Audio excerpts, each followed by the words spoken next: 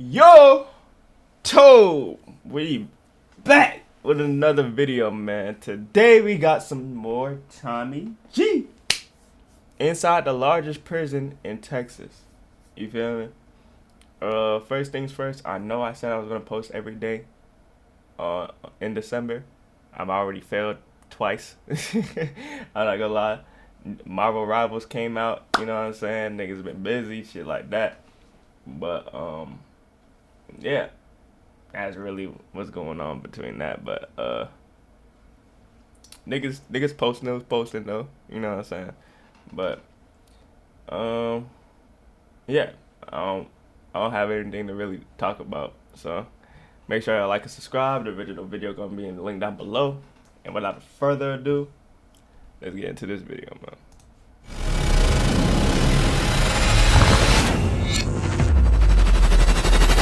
Welcome to the largest prison in Texas, Cofield. Cofield, man.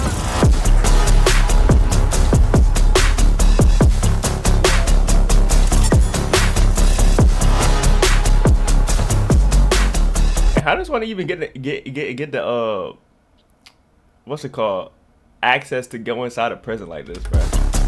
And just like interview and shit. How you guys doing today? Oh, here we go. Okay, I'm the very first person convicted for murder off of social media.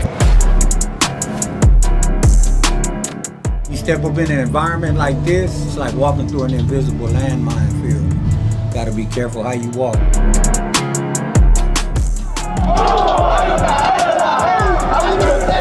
Yeah, they look lit as hell. They making prison look lit as fuck. What the fuck? Why they turn up like that? Why they turning up like that? Me and my partners went to his side of town and we ended up jumping on his partners. That was the birth of the beef. The turning up, having a Cofield, it's a concert in name that prison. new arrivals to the prison fear. For decades, it's carried a reputation as a brutal and unpredictable place. Located in Tennessee Colony and home to over 4,000 men, it is the largest prison in Texas. Behind the barbed wire and within cell walls, tensions can run high. There's racial conflict, gang rivalries, power struggles, and stabbings. Offenders here have taken lives, done armed robberies, and the most violent crimes you can imagine. Folks, this is a brutal place to be incarcerated. Like most prisons in Texas, it is without air conditioning, and here both inmates and staff suffer through temperatures that can reach over 110 degrees. Some say this is a violation of human rights, while others say it is a ruthless reality that comes with choosing to do unspeakable crimes. But within the dark walls of this prison, light emerges, because also at work here are innovative programs that the Texas Department of Criminal Justice is piloting in an effort to rehabilitate these men so they can one day be well integrated back into society. The man that takes us into the Cofield unit goes by Sambo. At one point, Sambo was a gang leader for one of the most powerful gangs in Texas. Of the 30 years he served in prison, 10 of them were in the Cofield unit. He was once a man that had no regard for human life, but now, a changed man, he has dedicated his life to helping others break the cycle of violence and live a life built on purpose and positivity. Today, he brings us into the Cofield unit to show us what he and the men have been working on. Join us now where no camera has gone before. Bro, the thing about me, bro. Like, he and the you men see this, have been you see the working gray on. shirt Join that us this nigga now wearing? where no camera. I can't wear gray shirts, bro. Bro, I sweat too much, bro. I got what's that shit called when you sweat too much? Like you sweat in areas that like y'all know what I'm talking, like hyper or something like that. I just sweat too much, bro. If I wear a gray shirt, nigga, this whole shit would be fucking drenched 5 minutes outside. I'm dead ass. Has gone before. Life is a mission, an adventure, a journey, and to those bold enough to dream and take action, This is an treasure awaits them. So for the renegade, Get your money, Tommy. Get your money. Get your money, big bot.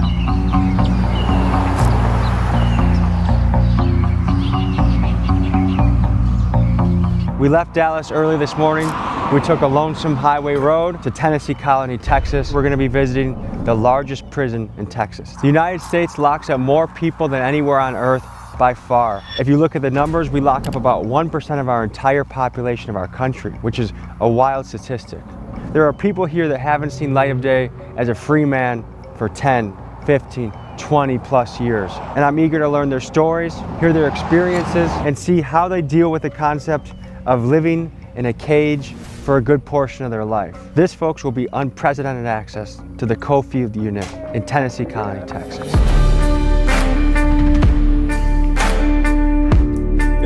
they having fun in there though. I ain't gonna hold you. Go ahead. Have a good day.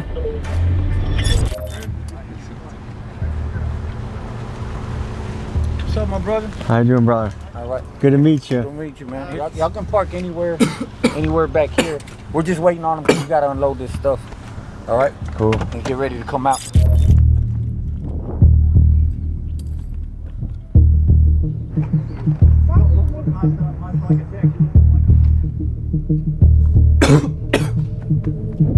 Oh my God.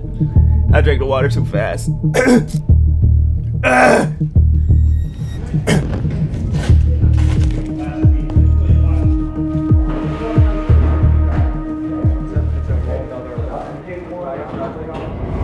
Okay, you need to leave your driver's licenses here.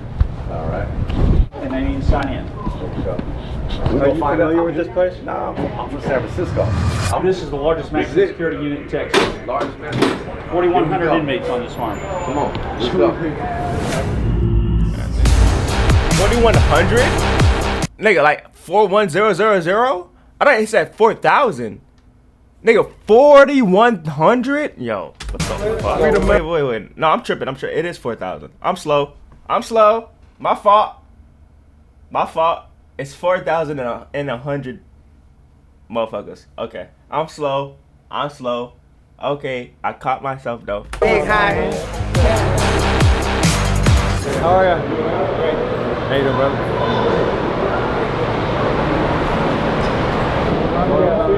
Hey, God bless you guys. Tommy G. Tommy G. You know about me. Yeah, I'm the one selling symbols, man. Man, how are you today? Good, how you doing? I'm good. Give the people the lay of the land. What's happening here? Okay, so this is the chapel here on Coalfield. These are some of my Oh, they got co-workers. churches in here Bless too? you guys. Let them introduce themselves. Juan Ballesteros, man of peace. Also a gatekeeper here. What's a gatekeeper? Gatekeeper is we talk to the guys when they first come in the unit. So we help them kind of transition into the new area, the environment that they're coming into. So yeah, we're kind of one of the first guys that they meet. So And what is this unit known for? well, back in the day, it was like rocking and rolling. Yeah. Right? So it was really going down with gangs and all that. To give you an idea of what we are walking into, let's give you some insights on the history of violence here at the Coalfield Unit. In September of 2023, an inmate at Coalfield Unit stabbed a guard. After he was restrained, the inmate was severely beaten by guards and hospitalized. 13 guards resigned or were fired shortly after. For a prison facing staffing shortages, incidents like this put further pressure on the guards. Also in September of 2023, Billy Chamirmir, killer of 22 women, died at the hands of his cellmate. And if you read the accounts written by inmates on prisonwriters.com, you'll see countless stories of men being stabbed, strangled, and extorted. So knowing Damn. full well the violence that lurked within these walls, my aim was to find the humanity within these men. When I was there, I'm not gonna lie. Just imagine you being a guard in these prison systems, right? And say you and your homeboy got this job. You working this job for 15 years, and you see your homeboy get stabbed. I'm beating that nigga ass. I'm sorry, nigga. You wanna stab my homie? Ha! Hey! Nigga, you in prison for life. You got nothing to live for. Damn near nothing to live for. And you want to stab my homeboy? Nigga, you getting fucking beat. I'm sorry. You getting beat by this baton upside your head. I'm sorry, gang. very The fuck? violent, volatile environment. Violence is what set the standard. So I knew that my only method progress would be to instill the most fear in as many people as possible. Well, I got a little life sentence, right? sentence. Been here 17 years. I was high on drugs, so drugs made me snatch a lady's purse, which gave me a life sentence. Second time down. First time was a DWI, 2-year sentence, and then they shot me with a life sentence 5 years later. I wasn't arrested, but I was rescued. So to me, that is a blessing. I'm locked up for possession with intent to deliver. And I've been locked up for about to be 16 possession years. with intent to deliver? Like, what do you mean by that? Like, deliver, like drugs or some shit, or what? What does that mean? Intent to deliver? And I've been locked up for about to be 16 years. Organized crime to with murder, you know what I'm saying? One of my partners we went to go meet up to fight off inside this little parking lot or whatever, and in the midst of the fight supposed to happen, people started shooting. Okay, so yeah, selling drugs. Okay, selling drugs, basically. You know what I'm saying? They charged me for being like a witness to the murder without saying something, you know. I'm an ex-Mexican Mafia gang member. I spent almost 13 years with that family. I'm not proud to say, but I stabbed somebody 22 times. Where were your parents in the picture? Well, my dad he had his own issues, and my mama was there. My mama got 7 kids. She had 7 kids by the time she was 28. So I can't fathom being a 28-year-old single parent with 7 kids. It sounds impossible. Yes, and then 6 boys. But I realized as a grown-up, you know, that, man, it was like borderline impossible for my mama to do that stuff on her own. You know what I'm saying? I grew up with my mama and my granny, really, you know what I'm saying, and my aunties and stuff like that. But my daddy, he was here and there. So growing up, man, my mama really, she was there, like, we was into like the church or whatever, you know what I'm saying? But as I got older, I started getting kind of tired of it. So, but my mama always told me to like do the right thing, you know what I'm saying? Seeing for it's good and positive on me. But as I grew, I kind of got with the wrong crowd and I started seeing the money, the cars, the jewelry, you know, stuff like that, you know, typical neighborhood stuff, and things flourished into stuff that it wasn't supposed to be, which led me right here. What message that's what I mean by like, there? remember in the last video I said like, yo, sometimes you can't really blame the parents because they did everything they could. It's just like, that's just who the nigga's gonna grow up to be. You know what I mean? If the nigga grew up to be a gangster, that's just who he was gonna be. You know what I'm saying? I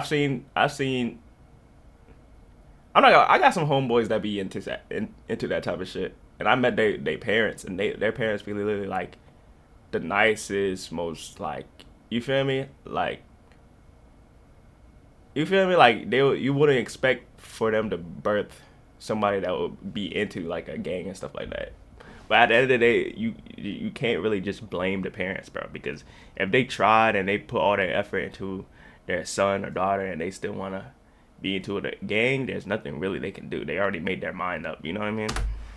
That are doing very risky things, and they're not here yet, but they're on that path. You gotta stop and think before you start doing, man, because it's gonna lead you in a bad situation, man. In prison, like, this is not what's up, you know what I'm saying? And if I could have thought back before what I did as a youngster, I would have did something differently, you know what I'm saying? So the same hood or the same people you doing it for, when you get here, not gonna be here. What happened in your childhood and your upbringing that led to you becoming a killer? So there's some things, man, that I've talked to very few people about. I was molested as a child, and because of it, man, it made me be a very, very angry individual. And I found out some things about myself with that anger, man. I embraced that anger and I turned to it for everything. I wouldn't let nobody get close to me. Just pushed everybody away. That anger was just always there, and was quick to turn from anger to rage. Is there any opportunities here for therapy or to talk through some of the things that you've seen in your life? Well, I've talked to people who I know that are on the same page as I am, man, changing and growing up in life. I've talked to them about these things. Some of them are shocked at, you know, the things that I talked to them about what's happened and, you know, where it led me.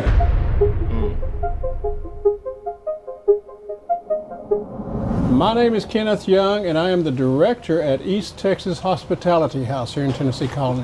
What we do is we provide lodging and meals and encouragement to families who are visiting somebody who's incarcerated in the Tennessee Colony area. We have a gathering room in there, we have games, we have puzzles, we have places to sit, double beds with bunk beds, we've got different bedding arrangements for the different sizes of families. Mm-hmm. Sometimes they just need prayer and a hug, and to know that God's love is surrounding them, and they become part of our family when they come here. They mean more to us than just someone off the street because they become part of our lives. I'm here visiting my brother Charles Bree. Okay, and where are you from? California. And how did he end up all the way over here? He got caught up. He got caught up in some... In Texas, it's crazy. I don't feel the time he got was... It didn't match the... It didn't match the crime. A lot of people, what they get for that crime, I feel that they railroaded him because of who the victim was and who the victim knew. The victim was related to the chief of police. They didn't even really give him a chance. What was the crime? So he was screwed. Damn, that's crazy though. Damn. Murder? So they had like a stigma. They had a stigma against this nigga because they know like, yeah. Self-defense, and they gave him 50 years. They said he... Murder, self-defense, and they gave him 50 years. Murder, self-defense? So you were defending yourself, but you ended up killing a nigga. That's what I'm getting understanding, right? She said murder, self-defense, right? The crime and what was the time? Murder, self-defense. So murder, self-defense. So you're self-defense, then you end up murdering somebody because you're defending yourself, and you get 50 years? Nah, gang, nah. And they gave him 50 years. That's OD. They said he was guilty before they even said he was guilty. They said he was guilty 3 days before they even put the real motion, like, okay, you're guilty. Like, no, we are sacrificing, but it's a sacrifice that I don't mind. It's because they railroaded my son, and you know, like, a crime was committed. Yes. But he was fighting for his life at the same time. Like, tell him that we love him, we praying for him. Charlie, you know I got you, baby. Tell him keep his head up and, you know, just inspire others in there. 50 years for self-defense. And what role does religion play in y'all's life? Religion played the biggest role in my life because if it wasn't for God, if it wasn't for my relationship with Jesus, then me and you wouldn't even be talking right now. You're going to hear religion mentioned a lot in this episode, so for reference, we're talking to a group of guys who are involved in the Christian ministries within the prison. I used to be on the other side, now I'm on the best side. So our objective is to show them, remind them that, hey brother, you might feel alone, but you're not alone. You might feel left out, but you're not left out. You might feel like nobody care about you, but we're here to show you that somebody do care about you. Big thank you to the wardens and all the administration here. This is an unbelievable opportunity to talk to these gentlemen, to learn. I'm honored to be here. To wardens around the country, if you can invite us in, we'd love to come talk to you, your men, your people as well. It's a blessing to be here. I like that shirt you got on. I appreciate you. Mainstream media. Rest in peace, mainstream media. I pray for these brothers. I pray for their families. But I pray you show them grace and mercy in that, because your word tells us that if they visit the least of these, that they visit you. We just prayed, and now we're moving on to the gym, because really the goal of this is to show people's life and story and situation and learn. I'm hoping we can do that in the gym, and maybe the warden feels a little better and we go other places too. We had gone into this prison thinking that we would be allowed to film wherever we wanted, but the captain of the guards called a meeting and informed us that we were only permitted to film in the chapel and the gymnasium. It was disappointing news to hear, but I kept in mind what a crazy opportunity this was, so I was eager to head to the gymnasium away from the watchful eye of the guard captain. So what we're gonna do is we're gonna open up, like, let y'all brothers speak. Y'all can all say whatever, however, 5, 10 minutes, 20 minutes. And it makes sense, bro. Give about. Because, like, I feel like there's some parts of the prison you really don't want to be at. You know what I'm saying? Like, there's some niggas that, there's some niggas that will bark at your ass, bro. I don't go, but who you is, nigga? Get that camera out my damn face. So it makes sense. It makes sense. About yourselves, about what y'all do, you know what I mean, where y'all coming from. Then we're gonna have some of the peer influencers speak up a little bit, say what they do here on the unit, and then start doing a little bit of other things that we got involved for. It's that fun, man. I think it'll be a good day. Are we gonna get to eat the lunch here? Yeah. Yes. Like the actual lunch? Yeah, what did Unc do? What did this nigga do? He look like my uncle. Nigga look like he should be flipping burgers in his backyard. The fuck he do? I want to know what this nigga did, bro. Are we gonna get to eat the lunch here? Yeah. Yes. Like the actual lunch? You want to eat that? No, you don't want to eat that. I want to try it. You want to try it? I want to try it. All right, we'll take you one. You want just the regular? I'll do a food review, yeah. The crab and the ribeye, please, okay? The crab and ribeye? They got What's crab? for dessert? Is there like a hot fudge sundae or something? Oh, man. Yeah. Cheesecake? Cheesecake. We got homemade cheesecake out of cookies. What are your best recipes you got in here for making stuff? I like to do a fish bowl. Summer sausages, jalapenos, pickles, the mackerel, original mackerel. Then I put sriracha mac, and I put a tuna. And some jalapeno so that's tuna. when the fish come in later.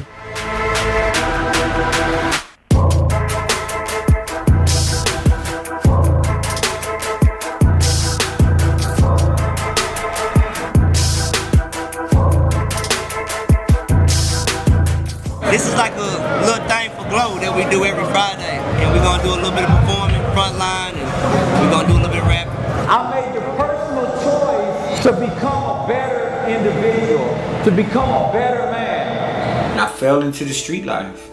You know, I succumbed to the elements of the street, If I was gonna be a gangster, I was gonna be the hardest gangster there ever was. I was involved at the highest level of criminality for a homicide I did not do. I took the blame because I didn't, snitch on nobody. I finally realized that I needed to use my influence in a positive and productive way. I renounced my membership in the gang and just started doing positive things on my cell block. And I'm out here in the free world doing the same thing that I was doing in there, but out here modeling it. That's great, bro. I love seeing people that have done wrong in the past or was a bad person in the past, and they just rehabilitate themselves and grow out of that, old bad shell that they were kept in. You know what I mean? And fully embrace being the person that they truly are. You know what I mean? It's a growth. I love seeing growth. I had no idea until about 10 minutes before that I was going to be going up to give a speech in front of the inmates. Not only was I nervous, but I wanted to say something that actually mattered to these guys. Here's what I came up with. Hello fellas, how you guys doing today? So my name is Tommy G. I'm a documentary filmmaker, and I'm here today to talk to you guys, get your stories, hear about your life, hear your perspective. But I want to tell you 2 stories that might give you hope right now. There was a time in my life about 4 years ago, I hated my job, I hated where I was in life, I wasn't happy. What I did is I wrote a list, ideas that can change my life, and I just one by one started executing on them. One of them was a documentary film on a group in my hometown, Milwaukee, called the Kia Boys. I documented their life, what they do. The Kia Boys are a bunch of teenagers that will take your Kia if they can find it. And I knew this was my path to be a documentary filmmaker. So I just want you to have the hope that there's one little thing that can pivot and change your life and shift you into the path that you want to go. Another thing I want to say, one of my best friends on earth, when he was in his 20s, he robbed 6, 7, 8 banks in California. He served 10 years in California. He's been out for 20 years. He's a family man. He's a multi-millionaire. All right? And he's someone that I love a lot. Brothers, I'm excited to talk to you. I'm excited to interview you. Come up and say hi to me, and thank you for having me today.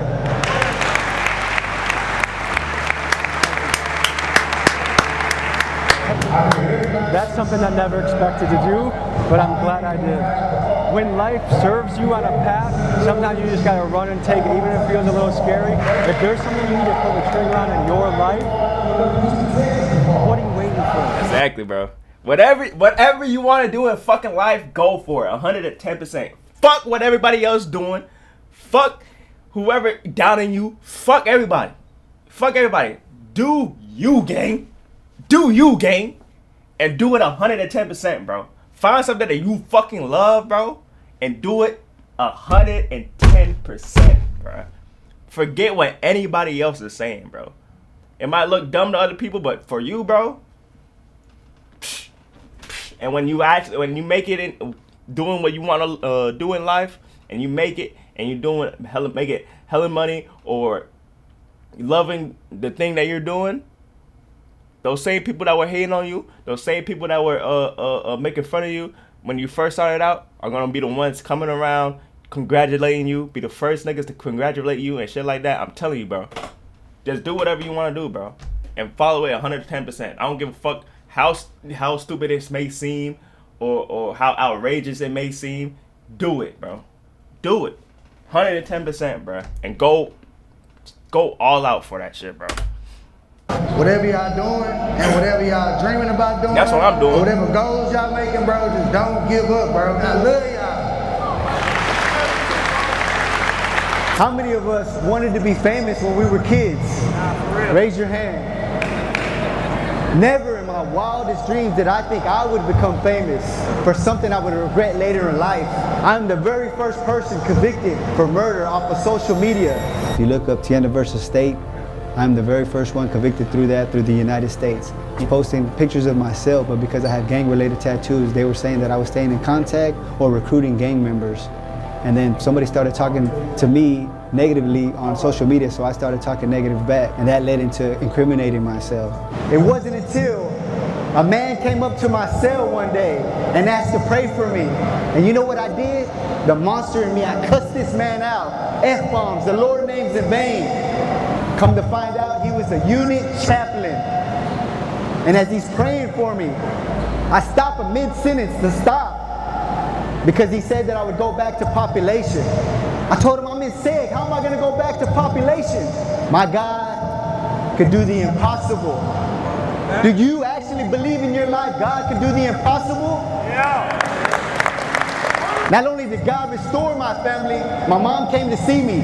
And it wasn't until she came to Cofield and I finally got to hug my mother after 5 years in a soft voice. She tells me like an angel, I'm so proud of you. God bless, and if it wasn't for God, I wouldn't be taking the steps today. Thank you, gentlemen.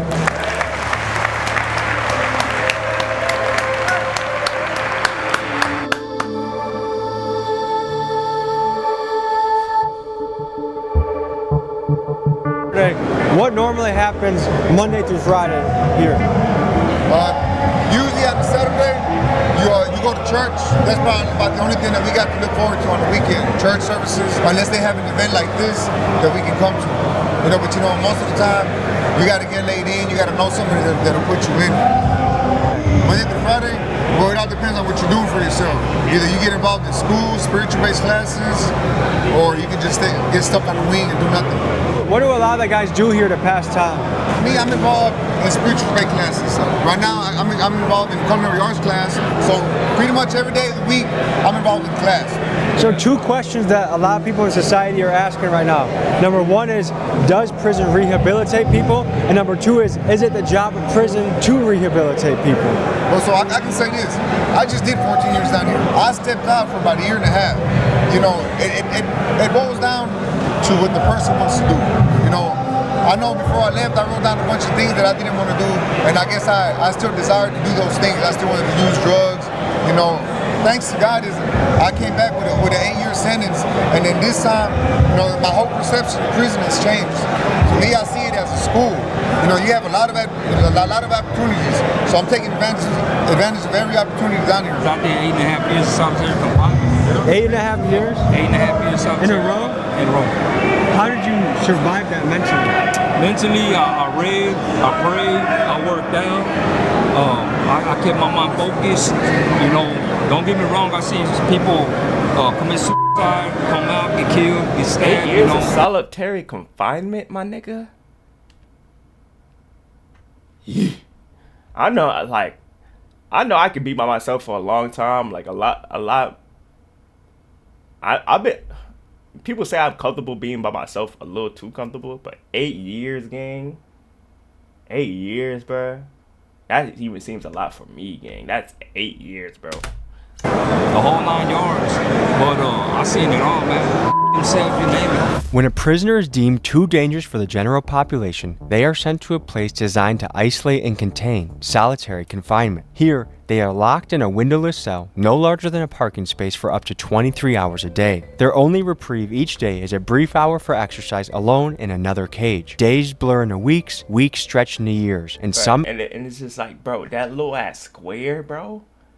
Oh my God, bro. Nah, that's OD, bro. Inmates endure this for decades. This raises an unsettling question. Does solitary confinement cross the line into inhumane punishment, or is this a necessary evil? What do you do with inmates who have relentlessly and brutally attacked fellow prisoners or guards? I mean, it's like, bro, what else can you do if these niggas are uncontrollable? You know what I mean? I'm assuming like these motherfuckers are like the crazy niggas that will attack anybody, that don't give a fuck, have no will to live. They just do whatever the fuck they want to do. Usually these are the type of people that got like life in prison, so they generally do not care. You feel me? You look at them wrong, they gonna try to stab you or choke you out. So I mean, what else can you do? You know what I mean? What else can you do? You put them in a prison, put them with other people. You give them like school and everything that the other nigga just talked about, and they just won't learn. They won't do nothing. They just keep doing bad. At that point, bro, you just have to put them in places like this, bro.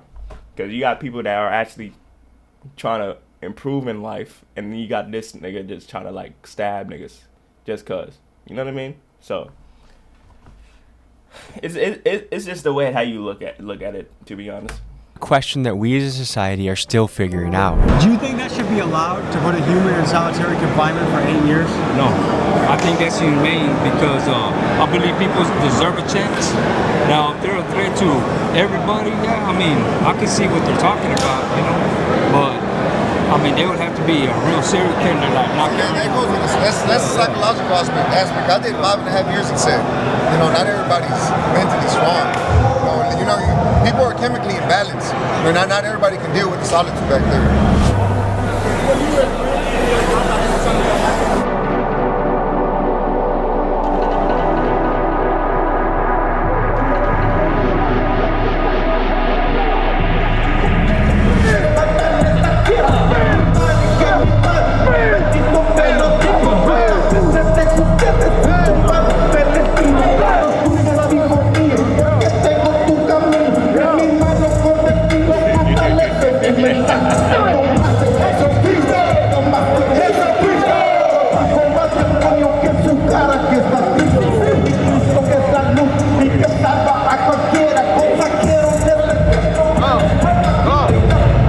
Have you eaten yet today? No, not yet. Normally, is breakfast served earlier? He look like his big ass look like he hungry, bruh. Look at he smiling. He waiting for that damn food, bruh. Big ass nigga, you ready for some of that food, big ass nigga? I know you ain't nigga. Look, he smiling and shit. He like, oh, I can't wait to smash down on that prison food. No, not yet. Normally, is breakfast served earlier? You just didn't go? Oh, yeah, it's too early for me. Breakfast is approximately about, let's say, 3, 4 o'clock in the morning. Breakfast is at 3 or 4 in the morning? And it's not very filling. Well, just due to the schedule, because it's such a large unit, I would believe on other units, they probably serve at different times. But on Coatville, it used to be at 2 o'clock, believe it or not. Oh, so in the morning. In the morning. So and then you go back to sleep. And then you got to go back to sleep. And a lot of people have to get up and go to school and things of that nature there. So people are in general used to get up around about 3 o'clock and starting our day then, and then we'll end up going to bed around about 10, 11 o'clock at night. Bring them home. Bring them home. Bring them. Bring them. Finish it. Bring them. Finish it. Go deep. Finish it. Bring them. Go deep.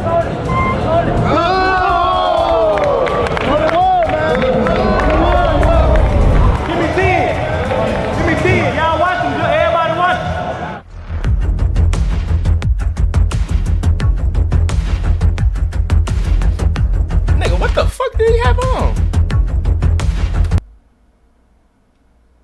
Nigga, is this nigga wearing a paper towel?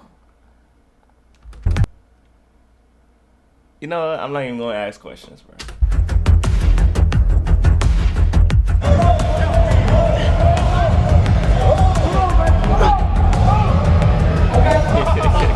They got Tommy G going against presidents, bro. Them niggas do that shit every day.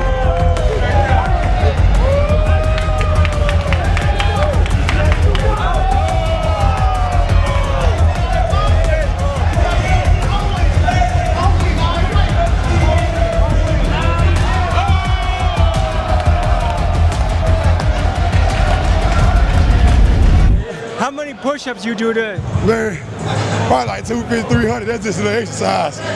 But them right there, that's something different. What's the most you've done in a day?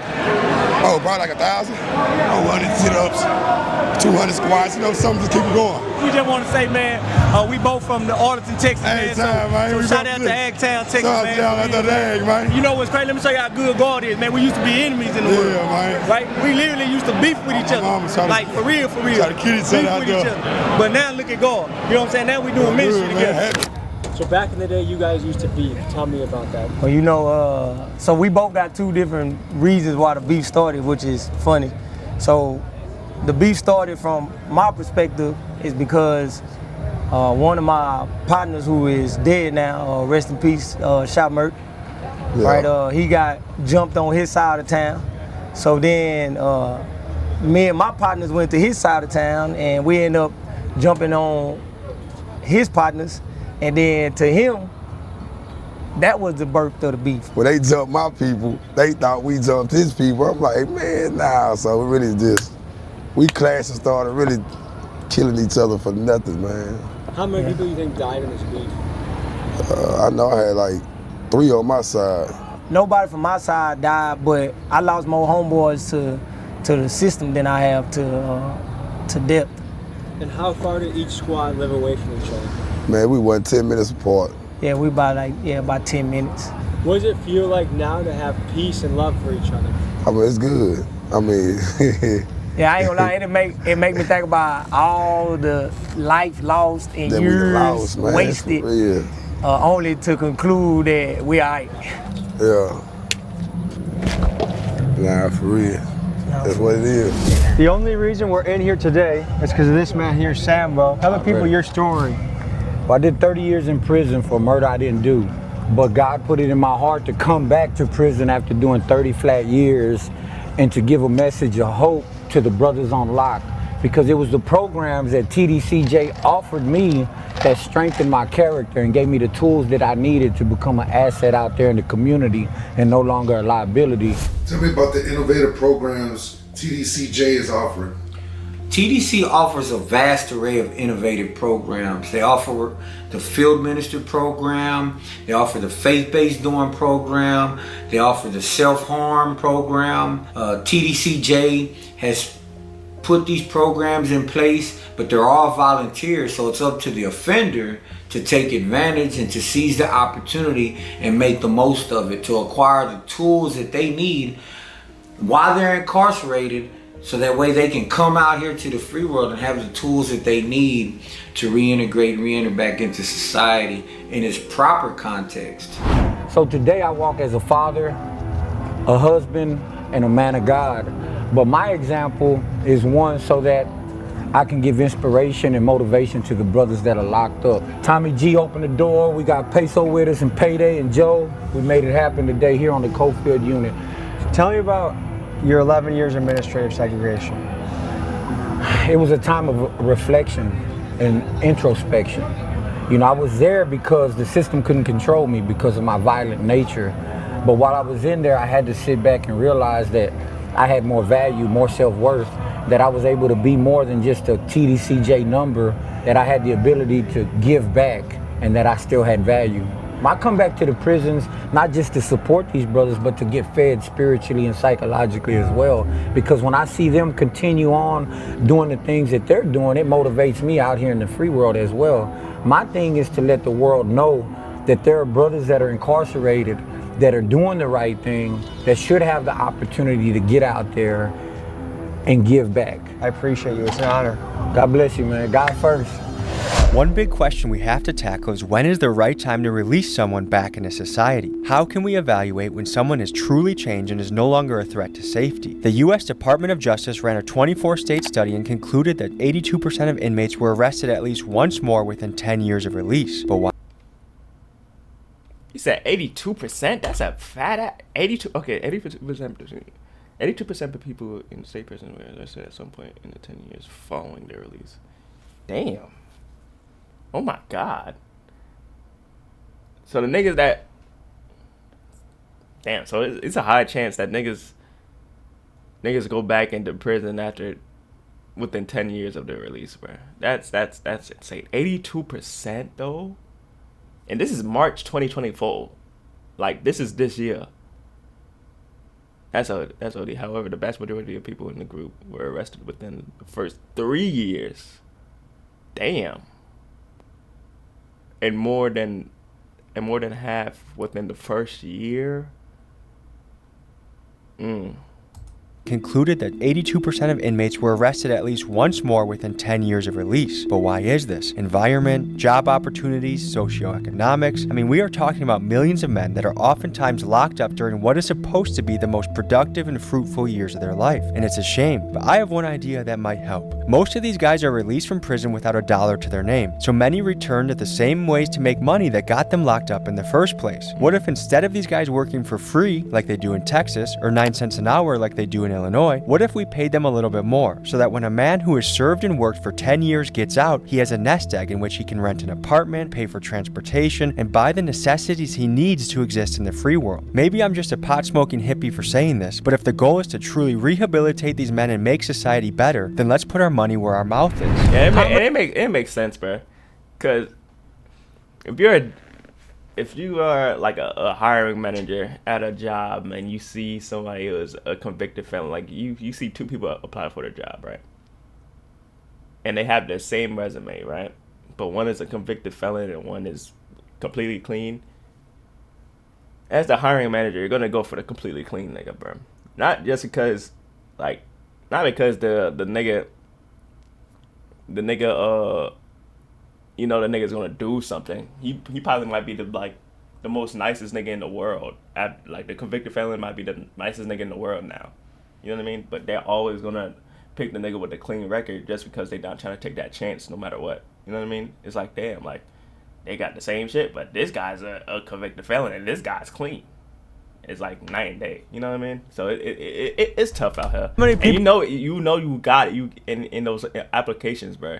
It literally asks you like, have you ever been like incarcerated or have you ever been a felon and stuff like that. So it's hard out there for the people that been in jail, bro. People in each cell. 2-man cells, man. These cells are so small. It's like a 6 by 9. You hear them? About 54. You can't even fit 2 dogs. Yeah, you can't. It's a cage. So, what else do you have to think about living in a cell with another person? Everything you do. You have to think about everything. You have to think about how loud you get up. If you're on top bunk, you can't step on the bottom bunk. You might wake him up. You have to think about everything. You can't drop things. You know what I'm saying? You got everything if you're respectful. You know what I'm saying? What do you wish would change about the justice system?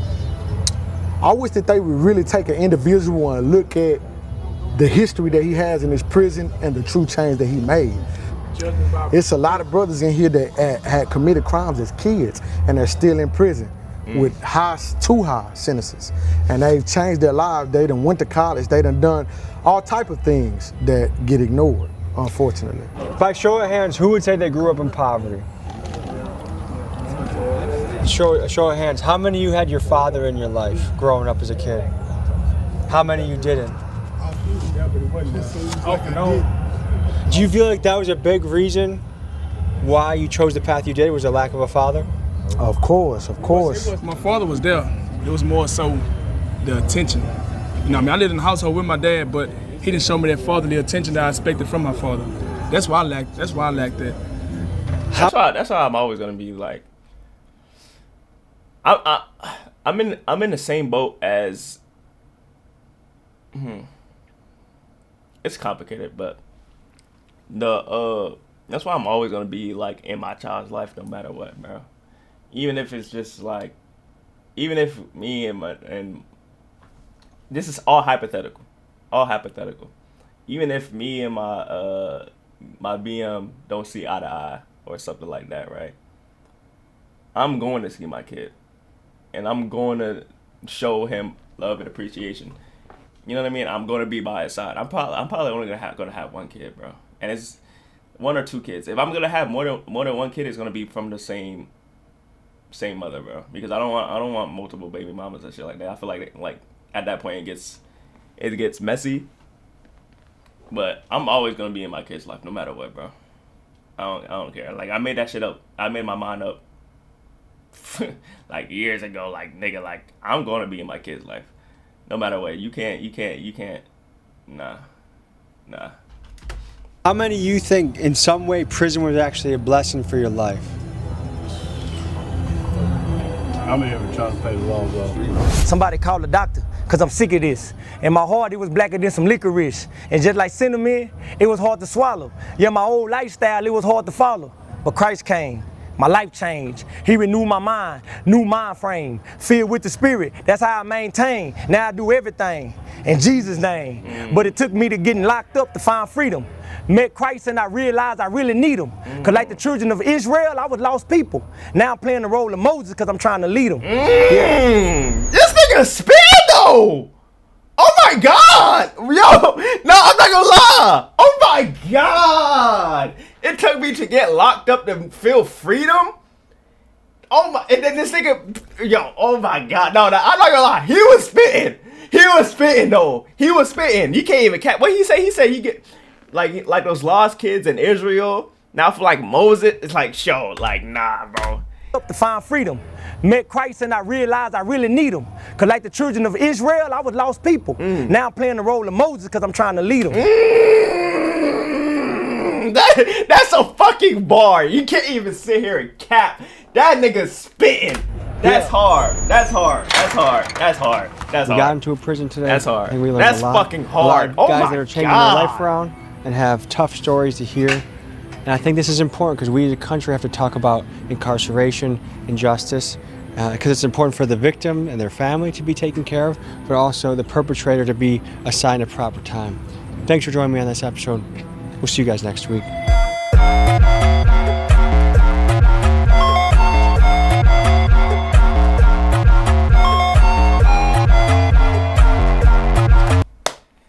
Make sure y'all like and subscribe. The original video gonna be linked down below. And without further ado, I'll see y'all in the next video. Mate.